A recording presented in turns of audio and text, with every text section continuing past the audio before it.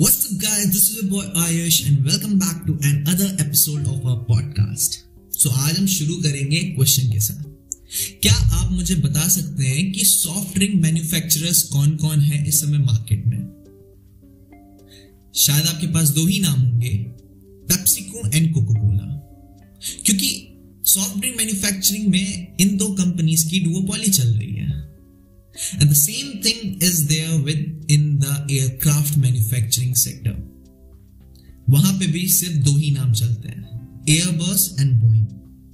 It's no secret that Airbus and Boeing are running a modern day duopoly in airplane manufacturing industries. ये दो कंपनियां अकेले मिलकर 99% of large aircraft manufacture करते हैं और उनके ऑर्डर्स लेते हैं throughout the country. Their dominance over the market has been a common trend throughout history. और जैसा चल रहा है अभी हाल फिलहाल, उस तरह से लगता है कि आने वाले फ्यूचर में भी इन्हीं दो कंपनीज की ही डोमिनेंस रहेगी. तो ऐसा क्यों है? और आज का हमारा पॉडकास्ट इसी चीज के ऊपर है. Why there is only Airbus and Boeing in aircraft manufacturing sector?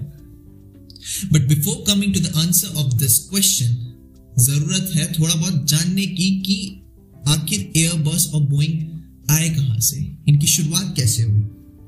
So let's start with Boeing.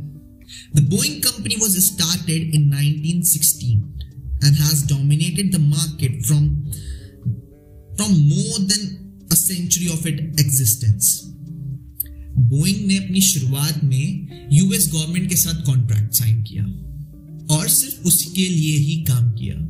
World war 1 के टाइम उन्होंने यूएस नेवीज को एयरप्लेन्स बनाकर बेचे.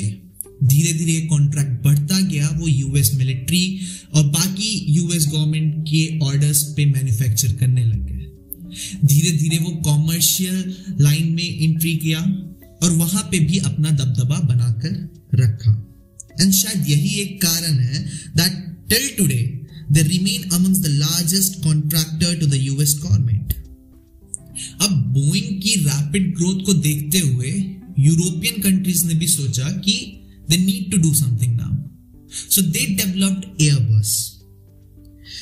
Germany, France and UK came together in 1967 to produce an aircraft that promoted technology and symbolized economic growth.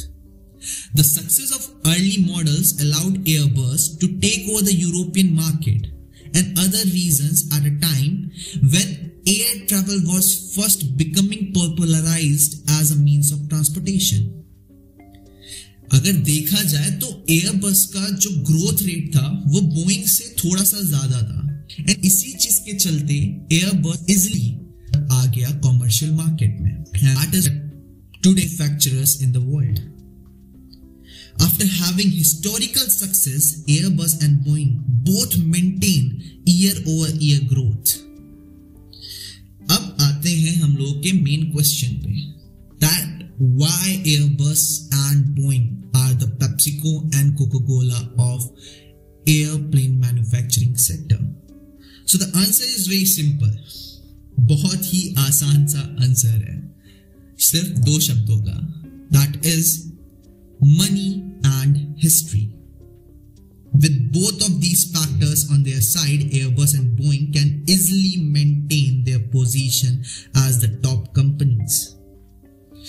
जैसा कि मैंने आपको बताया था कि aerospace is something where you can't start your business without having huge amount of funds. और वही चीज है, क्योंकि आपको पैसा लगाना होता है कस्टमर सपोर्ट में, मेंटेनेंस में, टेक्नोलॉजी में, and some time also in buying your competitor. और वो दोनों चीजों के लिए पैसा आपके पास है, इन दोनों कंपनीज के पास. And that is the one of the reason जहां पे ये दोनों कंपनीज काफी ऊपर खड़े हैं बाकी कंपनीज से. दोनों के पास बहुत ज्यादा पैसा है. And the other thing which was history. So the early entry in the manufacturing market has allowed these both companies to develop their close relation with their respective government and organization. जान पहचान बन गई, रिश्तेदारी बन गई इन दोनों companies की अपनी अपनी जगह पे, जहां पे भी जहां से भी उन्हें ऑर्डर्स मिल रहे थे. And that is the reason जहां पे इनकी हिस्ट्री ने इन्हें हेल्प किया. जो कॉन्ट्रैक्ट इन्होंने इनिशियल स्टेज में साइन किए थे वो आज भी हैं, और उसके चलते और भी कॉन्ट्रैक्ट्स इन्हें मिल चुके हैं. और साथ ही इस हिस्ट्री ने इन्हें एक और advantage the, and that was of safety.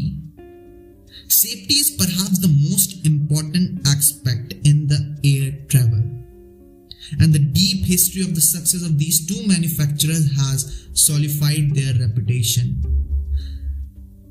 and that is why there is only these two companies in aircraft manufacturing sector. So that is all from my side. Thanks for listening me. Please do share my videos and subscribe my channel, and I will wait for your views down here in the comment section. Thank you. Until then, bye, take care, peace out.